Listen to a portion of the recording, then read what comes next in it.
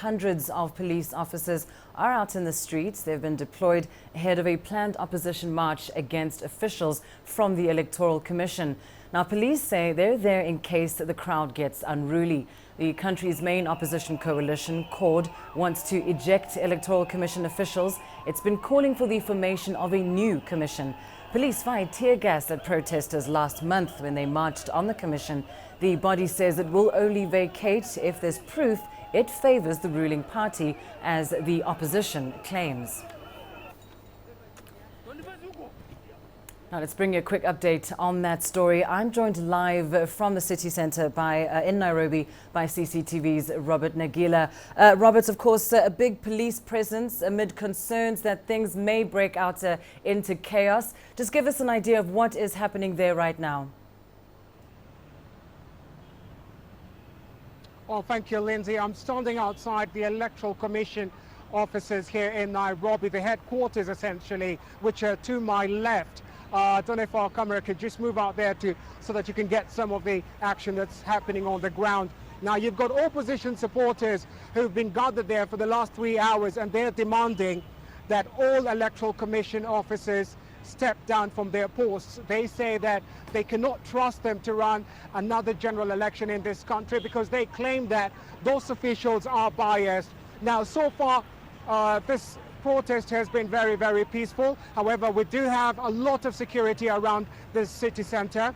Police say that they're here to ensure that there's no violence on the streets and to protect public property, essentially.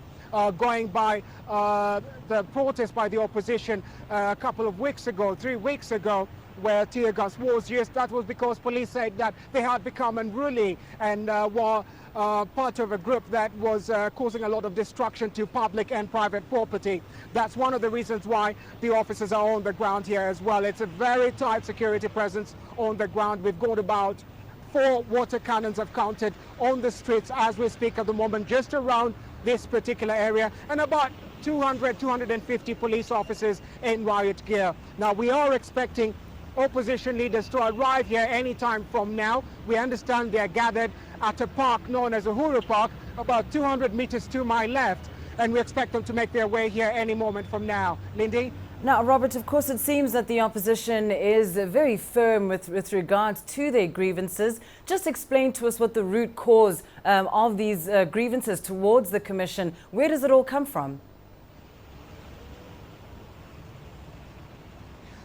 Well, the opposition basically say that there's been a number of cases, and they allege that they have some evidence as to corrupt dealings between the electoral officials and some elements within the ruling party. Now, they say that they have evidence showing that there is an attempt to rig the 2017 general elections, and we've already heard from opposition leader Raila Odinga saying that if the electoral officials are still in office by the time of the election, he will not participate in that particular election. We have heard from President Uhuru Kenyatta, who's been very categorical in his administration stand. He says that, look, the only way to get them out of office is through a constitutional process. Plus, he points out that the current opposition leadership was part of the group that came up with this constitutional process, so they need to follow due process to eject these officials from office. But he says that the government will not tolerate any forceful action against these officers who by mandate are in office at this particular moment.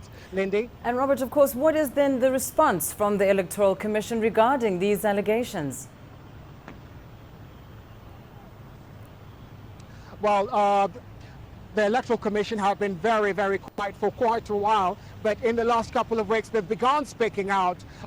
It may be that they're now getting their voice because they seem to have some support from elements within the administration, the Jubilee administration, the ruling party. Now, they say that there's only one process to remove them out of office. Trying to eject them forcefully from office will not work. They will not step down. And they've said that they've even tried to extend an olive leaf to the opposition for talks, but that has not resulted in anything. So they say they're staying put at the moment, and it looks like at the moment the ball is back in the opposition's court. It remains to be seen what will happen. Now, as we're speaking, we also did get word about an hour or two ago that these protests, which have been called by the opposition to happen every Monday until the Electoral commissioners step down from their posts, are supposed to be countrywide protests. Now, we understand that Kisumu city, the third largest city in Kenya, which is about 400 kilometers away, there were protests there this morning as well. That is an opposition stronghold, remember. That's where the party leader Raila Odinga comes from. There were protests there this morning. However, police dispersed those protesters, we are told, with tear gas, and the situation has somewhat calmed down. Now, beginning to hear a lot of whistles coming from my left, and it does appear that the opposition leadership and some of their supporters are beginning to make their way down here. Lindy? All right, we'll have to leave it there for now, but thanks very much for those updates. Robert Nagila live for us there in the Nairobi city centre.